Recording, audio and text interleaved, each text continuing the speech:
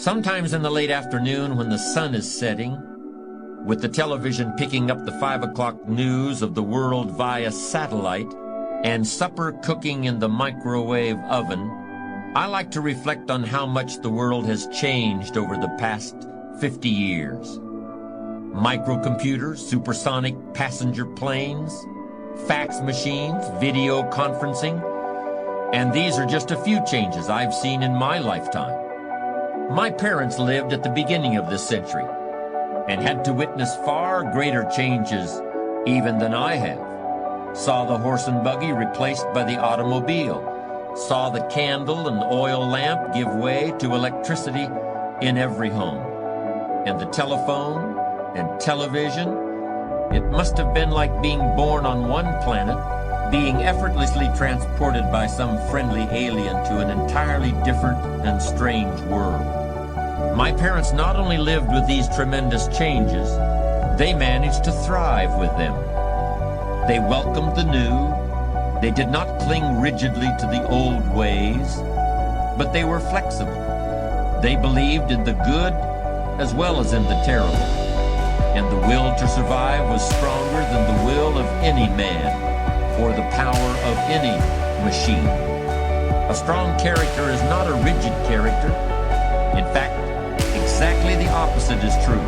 Although it's important to be firm when you know something is right and to maintain that right position even when the crowd is going against you and wants to put you down. Nobody is infallible or invincible. Sometimes when the tide has run against you for a long time, it may be that what you held as a certainty was in fact not true. It's also smart to be able to see more than one way to accomplish a task. Because when the plan that served you so well for so long doesn't work anymore, then it's time to find another way.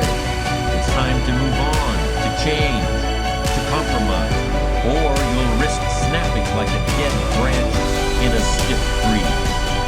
When it comes to lasting a long time, being strong, but knowing when to bend, the trees have a lot to teach us. I've experienced a hurricane and had a chance to witness close up and personally what a combination of wind and water can do to everything that stands in its path. At the same time, the wind blew with such force that century-old trees were blown over like so many toy soldiers standing on parade knocked down by a toddler at play.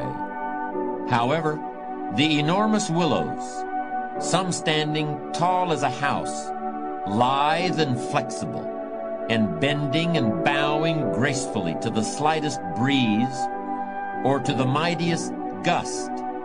They were almost the only large objects left standing after the air had cleared. Everything that tried to oppose the storm's fury was damaged or destroyed. Everything that gave way, that was strong yet flexible, survived. Maybe some of you remember playing the game of scissors, stone, and paper when you were kids. This game teaches a child to think about the nature of materials, how something can be strong or appropriate in one situation and yet be the wrong tool. It also teaches a child to vary his approach, to be flexible, and recognize that even as you are trying to outsmart the other guy is also trying to outsmart you.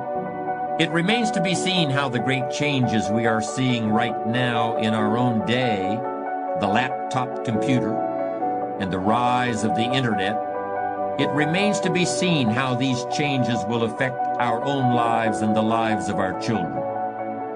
It's entirely possible and even likely that nothing will ever turn out as we expect. And so no matter how much we prepare for one turn of fate, something will sneak up from the blind side. When that time comes, as it will, the people who survive and even triumph over the unanticipated will be people who are ready to adapt. They will step out of the path of the charging bull.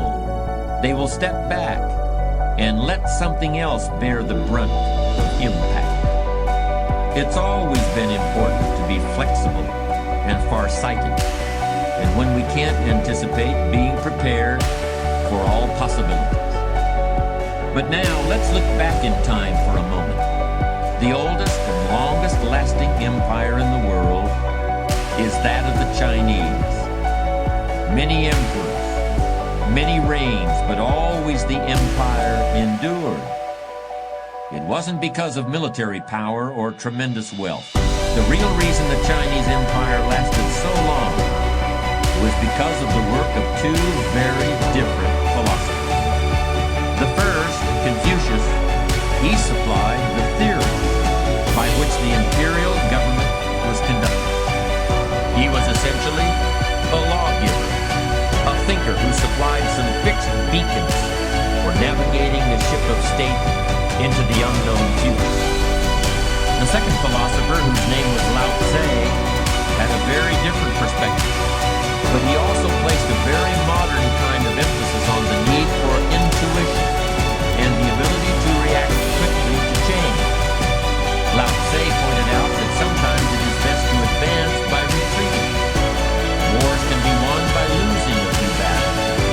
Sometimes it is best to resist like tall grasses bending in the wind.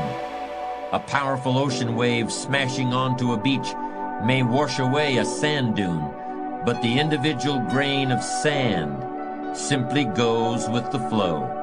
By incorporating both these perspectives, the ancient Chinese emperor developed a structure similar to that of modern buildings in Los Angeles that are built to withstand earthquakes.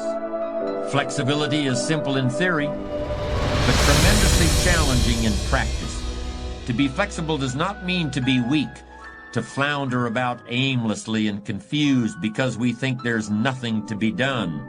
It requires self-discipline. Flexibility requires a cool head, balance, and judgment.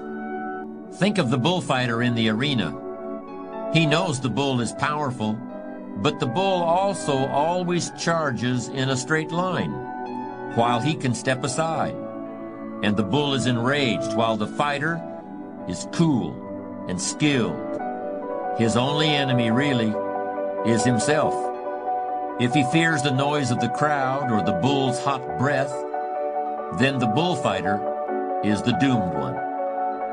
But if he controls his nerves, then the ear and the tail and the cries of the crowd will be for him.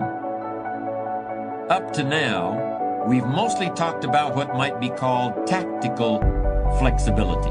More difficult is the inner flexibility and long-range adaptability that are called for from the person who wants not just to survive, but succeed.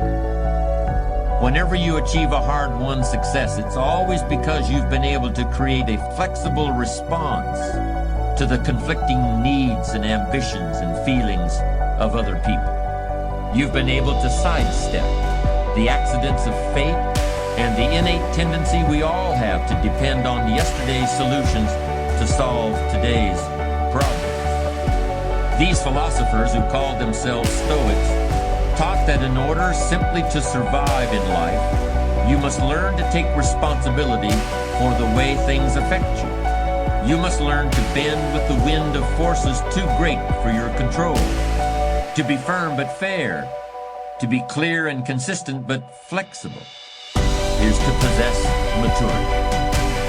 A wise and flexible old gentleman used to dine every month in his club downtown, loved to regale companions with the fruits of his many years of experience.